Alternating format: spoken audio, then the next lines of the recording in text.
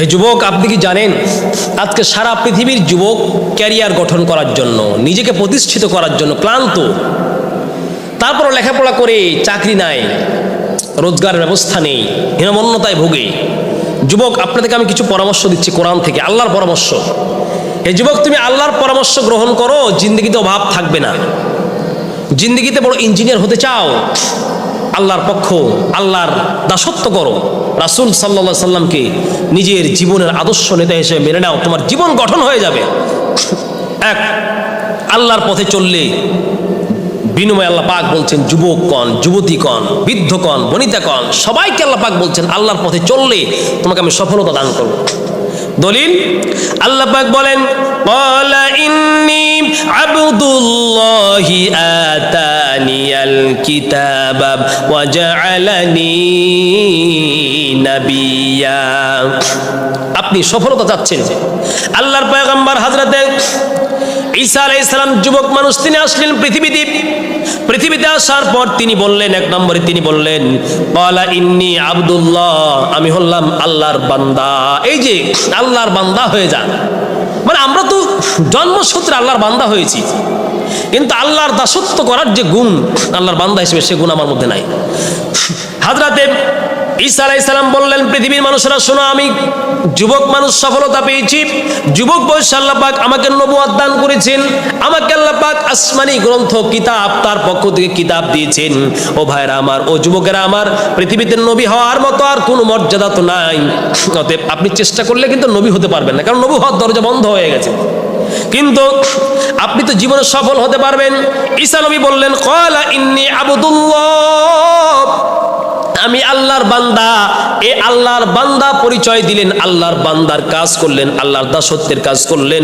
বিনিময়ে তিনি বললেন আতানিয়াল কিতাব, এ জানো আমি আল্লাহর বান্দা হয়ে গেলাম, আল্লাহ আমাকে কিতাব উপহার দিলেন, মানে কিতাবের জ্ঞান দিয়ে দিলেন। অতএব ভাইরা, যদি আপনি যোগ্যতা অর্জন করতে চান, জ্ঞানী হতে চান, শিক্ষা অর্জন করতে চান, আল্লাহর গোলাম হন। দুই নম্বরে তিনি বলেন, দুই নম্বরে আমি গোলাম হলাম, এক নম্বরে আমি আল্লাহর গোলাম হয়ে গেলাম। এই যুবকেরা কার দিকে যাও, তুমি কোরআন রিসার্চ করো, তুমি জীবনের সফলতা পেয়ে যাবে।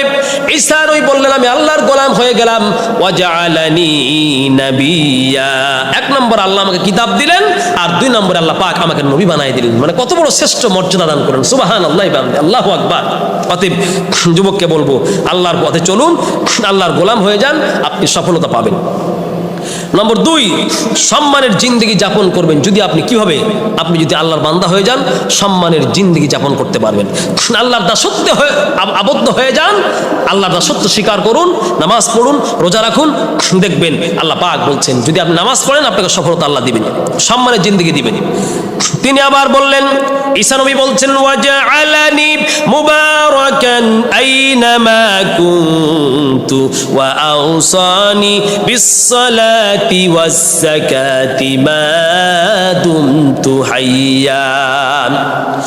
16 নম্বর পারা সূরা মারিয়ামের 31 নম্বর আয়াতে আল্লাহ বলেন, ঈসা নবী তিনি পৃথিবীতে এসে বললেন ওয়া জাআলানি মুবারাকান আইনামা কুনতু, আমি যেথায় যাব, আকাশী গ্রহ নক্ষত্র চন্দ্র সূর্য যেখানে আমি যাব, আল্লাহ আমাকে বলেছেন আইনামা মুবারাকান ওয়া জাআলানি মুবারাকান, আল্লাহ পাক আমাকে সম্মানজনক জিন্দেগি দিয়েছেন, মোবারকবাদ জানিয়েছেন মা কুনতু, যেখানে আমি থাকি।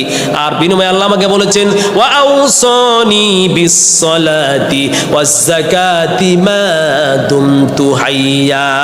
দুই নম্বরে, এক নম্বরে আল্লাহ বলছেন ও মানুষেরা, ও ঈসা নবী, তুমি যদি নামাজ পড়ো আর তুমি যাকাত দাও, যতদিন পর্যন্ত বাঁচবে, বিনিময়ে আমি আল্লাহ তোমাকে এই সফলতার জিন্দেগি আর মোবারকবাদ জিন্দেগি দান করে দিব। আজকে আপনি সম্মানের জন্য পাগল হন, কিন্তু পান না খুঁজে।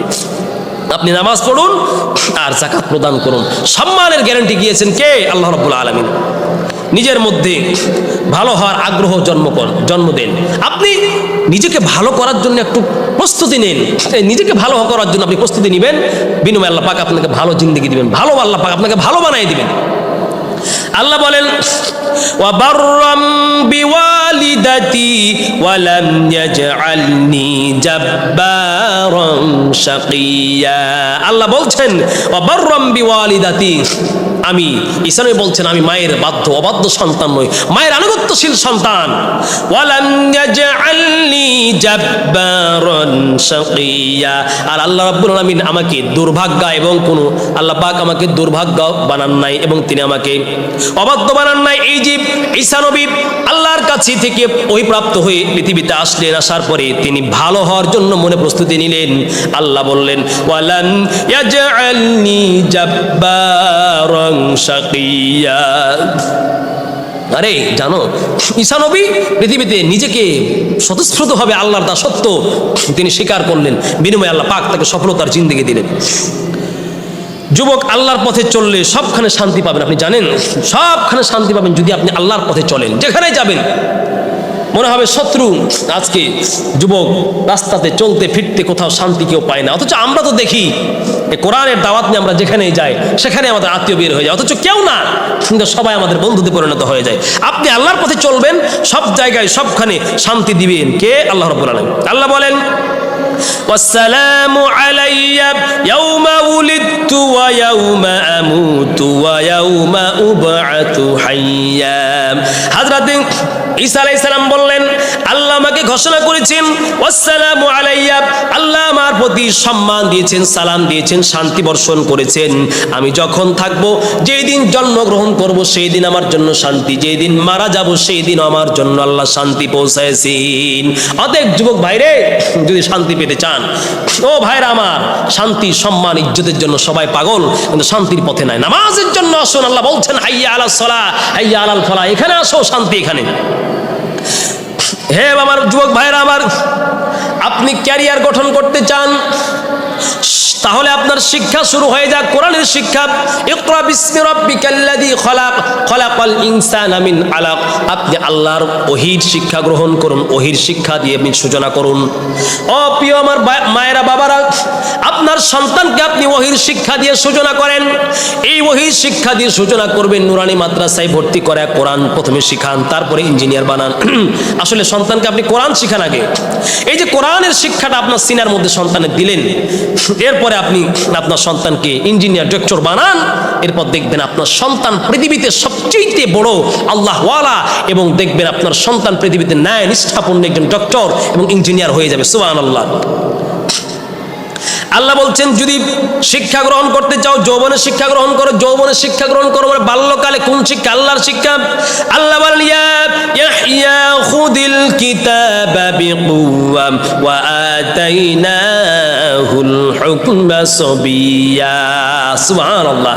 আল্লাহ বলছেন ইয়াহইয়া আলাইহিস সালামকে বলছেন, হে ইয়াহইয়া, আল্লাহর কিতাবকে আঁকড়ে ধরো, মানে এই দাসত্ব করো আল্লাহর, এবং কোরআনের সঙ্গে নিজের জীবনটাকে রঙিন করে দাও। কোরআন হচ্ছে মানবতার জন্য একটা সফলতার চাবিকাঠি এবং সফলতার রাজপথ, সফলতার হাইওয়ে। মানে আপনাকে দুনিয়ায় সফল হতে হলে কোরআনের রাস্তাতে উঠতে হবে। ওয়া আতাইনাহুল হুকমা সাবিয়া। কোরআনকে আঁকড়ে ধরলেন হযরত ইয়াহইয়া আলাইহিস সালাম। আল্লাহ পাক বলছেন আমি তাকে কি দিলাম? আমি তাকে জ্ঞান বিজ্ঞান শিক্ষা দিলাম। কোন কালে? ছোট বয়সে, বাল্যকালে, যুবক বয়সে। সুবহানাল্লাহ। এরপরে মুসা আলাইহিস সালামের ব্যাপারে আল্লাহ বলছেন ওয়ালাম্মা বালাগা আশুদ্দাহু ওয়াস্তাওয়া আতাইনাহু হুকমান ওয়া ইলমা। ঈসা আলাইহিস সালাম মানে মুসা আলাইহিস সালাম আল্লাহর পথের পথিক হলেন এবং আল্লাহর পথে চললেন, যার কারণে আল্লাহ বলছেন তাকে আমি হুকমান ওয়া ইলমান, আমি তাকে আল্লাহ রাব্বুল আলামিন, আমি তাকে ইলম এবং আমি আল্লাহ পাক তাকে হিকমত এবং রাজত্ব দান করলাম। সুবহানাল্লাহ। ওয়া কাযালিকা নাজসিল মুহসিনিন। আল্লাহ বলেন পৃথিবীতে যত মানুষ আসবে, যত মানুষ চলবে, সমস্ত মানুষরা যদি ঈসা নবীর মতো, মুসা নবীর মতো যদি নিজের জীবনটাকে চালাই, আমি আল্লাহ রাব্বুল আলামিন তার জন্যও আমি আল্লাহ সফলতার পথ খুলে দিব। সেই জন্য প্রিয় ভাই, সফল হতে হলে ঈসা নবীর মতো, মুসা নবীর মতো যুবকদের, আল্লাহর পথে যারা যুবক, যে সমস্ত যুবকেরা চলেছে তাদের মতো চলুন, আপনি সফল হবেন ইনশাআল্লাহ। এরপর আপনি যৌবনের চরিত্র গঠন করুন। হে যুবক, হারাম রিলেশন করে, ফেসবুকে মেসেঞ্জারে চ্যাট করে তোমার সময়কে নষ্ট করো না, ক্যারেক্টারকে নষ্ট করো না। এই ক্যারেক্টার অনেক দাম। এই জন্য তো একটা ইংরেজিতে কথা রয়েছে যে character is lost, everything is lost. কারো যদি চরিত্র নষ্ট হয়ে যায় তাহলে পৃথিবীর সব কিছু নষ্ট হয়ে যায়। এই জন্য নিজের পিঠে নিজের চরিত্রে কলঙ্কের ছাপ লাগিয়ে দিও না।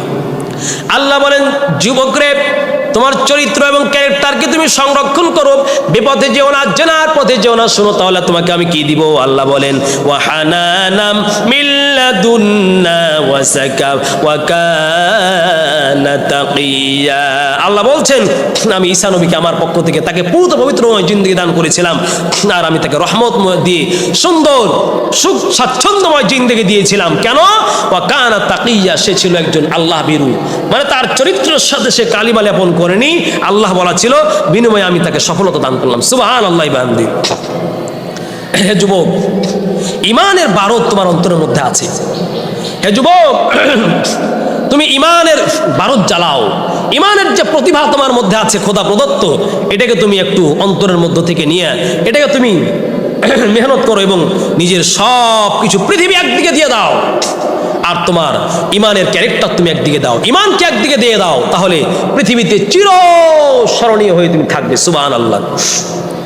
আল্লাহ পাক রব্বুল আলামিন সূরাতুল কাহফের 13 নম্বর আয়াতে বর্ণনা করছেন, আজ থেকে বহু বছর আগে কিছু যুবকেরা আসহাবে কাহাফ নামে পরিচিত, আল্লাহ এদের নামে একটা সূরা নাজিল করে দিয়েছেন। 7 জন যুবক, জয়নক বাদশাহ, খ্রিস্টান বাদশাহ, ইমান যারা আনবে তাদেরকে নিষ্পেষণ করবে, শেষ করে দিবে, মেরে ফেলে দিবে। কিন্তু এই 7 জন যুবক, একজন বাদশাহ ভাষণ দিচ্ছে, আমি খোদা, আমার বাইরে কেউ খোদা নেই।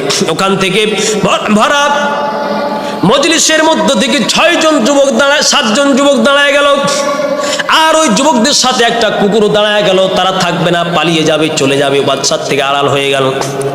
ইমান, নিজের জীবনের ঝুঁকি নিয়ে ইমানের মেহনত করছে, ইমানটাকে এমন ভাবে তারা ধারণ করছে, ইমান ধারণ করার কারণে ওই জয়নক বাদশার সিংহাসন ভাষণ দিচ্ছে, আমাকে খোদা মানতে হবে, আমি ছাড়া কেউ খোদা নেই। 7 জন যুবক বুকে বড় বল নিয়ে বেরিয়ে গেল, না আমরা মানতে পারবো না, চলে যাচ্ছি। এমন অবস্থায় তারা চলে গেল, চলে গিয়ে একটা পাহাড়ে আশ্রয় নিল। আল্লাহ বলেন, 309 বছর আমি এদেরকে ঘুম পাড়ায় রাখলাম, আর সারা পৃথিবীর মানুষের মাঝে এদের ইতিহাসকে আমি অনন্য করে রেখে দিলাম। আল্লাহ বলেন, নাহনু নাকুসসু আলাইকা নাবাআহুম বিল হাক্কি ইন্নাহুম ফিতয়াতুন আমানু বিরাব্বিহিম ওয়া জিদনাহুম হুদা। আল্লাহ পাক বলছেন, শোনো, আমি ওই যে আসহাবে কাহফের ওই 7 জন যুবক, আমি আল্লাহর পথে তারা লড়াই করে নিজের জীবনকে বাজি রেখে তারা ইমানকে গ্রহণ করেছে। এই ইমান গ্রহণ করার কারণে আল্লাহ বলছেন, সারা পৃথিবীর ইতিহাসে আমি আল্লাহ পাক এদেরকে স্থান দিয়ে দিলাম। ও যুবকরে, পৃথিবীতে যদি সম্মান চাও, ইজ্জত দাও, সমাজের মধ্যে দেখো তোমার সমাজের মধ্যে বিদআত, শিরিক, কুফরি তন্ত্র নিয়ে মানুষরা ব্যস্ত হয়ে আছে। সমাজ সংস্কার জন্য যুবক বয়সে দাঁড়ায় যাও, তোমার সম্মান বাড়ায় আল্লাহ দিবে।